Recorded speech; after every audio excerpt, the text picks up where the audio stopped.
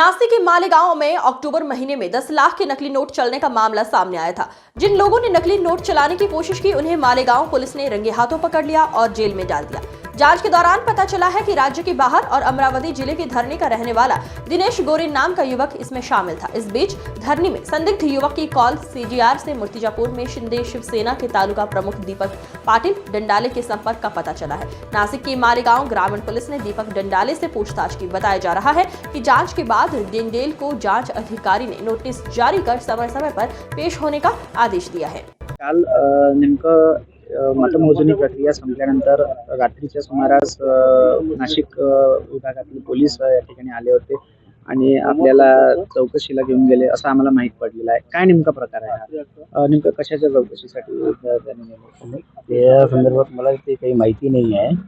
त्यांनी फक्त एवढं सांगितलं की सीडीआर जे आहे त्या सीडीआरच्या अनुषंगाने आम्ही तुमच्यापर्यंत आलोय चौकशी संदर्भात। ते म्हणे बघा आम्हाला तुमची चौकशी करायची आहे तर तुम्ही ठाण्यात चला। म्हणून मी त्यांच्यासोबत ठाण्यात गेलो आणि आपली भूमिका पहिल्यापासून पोलिसांना सहकार्य करण्याची ही राहिलेली आहे। त्यांच्यामुळे मी त्यांच्यासोबत चालला गेलो। सोबत गेल्यानंतर त्यांनी विचारपूस केली यांचं या संबंधित व्यक्तीला ओळखता का? म्हटलं नाही साहेब यांचा माझा काही संबंध आला नाही। पण अनेक लोक मी तालुका प्रमुख असल्यामुळे शिवसेनेचा मला सांगा की ज्या प्रकारे पोलीस प्रशासनाच्या वतीने म्हणजेच नाशिक विभागातले पोलीस आहेत त्यांच्या मताने की जे मालेगावचं बनावट नोटाचं प्रकरण होतं आणि त्यातला जो मुख्य आरोपी होता तर त्याच्या कॉलमध्ये सीडीआरमध्ये नंबर होता असं त्यांनी म्हटलेलं आहे। नाही ते त्यांची चौकशीचा भाग आहे तो। आता अनेक लोक जे आहेत आता कोणाचाही कॉल कोणाला हे केल्या जाते। अनेक लोक आपल्याला सामाजिक कार्य करत असताना हे मिळत असतात भेटत असतात। आता माझ्याही वारंवार वाऱ्या ह्या मुंबईला असतात। जनतेच्या समस्या मांडण्यासाठी मी मंत्रालयामध्ये जात असतो।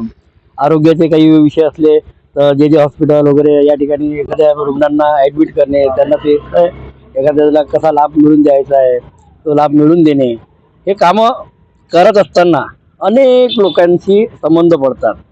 म्हणजे पूर्ण ऑल टोटल महाराष्ट्रातून कोणी कोल्हापूरचं असते कोणी सांगलीचं असते कोणी साताऱ्याचं असते कोणी विदर्भातले असतात कोणी नागपूरचे असतात। असे अनेक ठिकाणावरचे लोक येतात भेटतात। कोणाचा कॉन्टॅक्ट नंबर सेव्ह केला जातो कोणाचा नाही केला जात।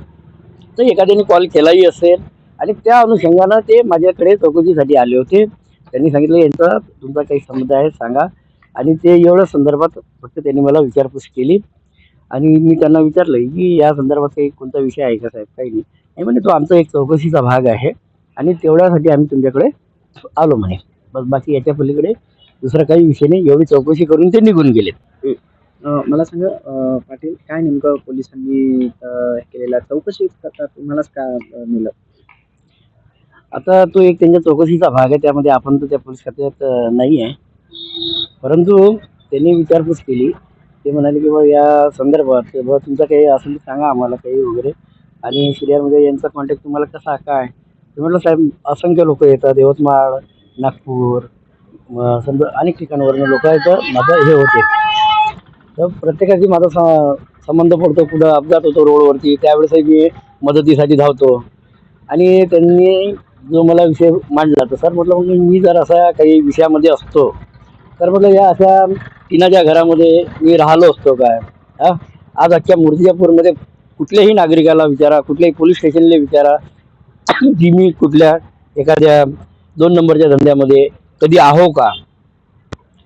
बस समाजसेवा हीच एक माझी हे आहे। नाही तर जर मी त्यामध्ये चौकशी अंती जर त्यांना गुन्हेगार आढळलो असतो किंवा काही आढळलो असतो तर मी तुमच्या समोर या ठिकाणी उपस्थित असतो का?